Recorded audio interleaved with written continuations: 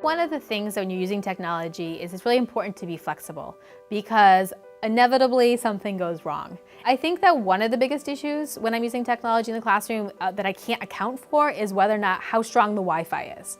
And so sometimes we'll be doing a lesson and I'll be asking the students, we're all gonna be doing something, we're all doing it independently, and the Wi-Fi just isn't working.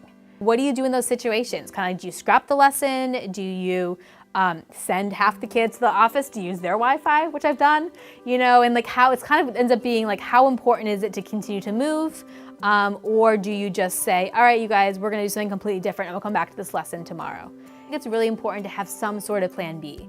And it doesn't have to necessarily be elaborate, but you need to have something in place that you can use if you have to stop the lesson, if you need to change, like just completely scrap it and be like, all right, you guys, we're gonna go on and we're going to do something that, pull out your reading book, we're gonna read for a while I sort of figure out how to troubleshoot this.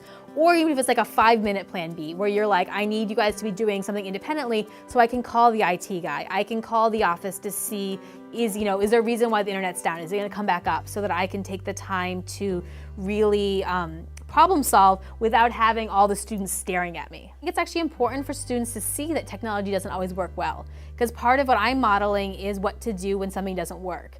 And so I don't want my students to come up and say, teacher, my iPad's not working. I want them to be, when their technology is not working, I want them to troubleshoot. And so it's actually useful for them to see me troubleshooting. How I deal with technology snafus models how they should be dealing with technology snafus.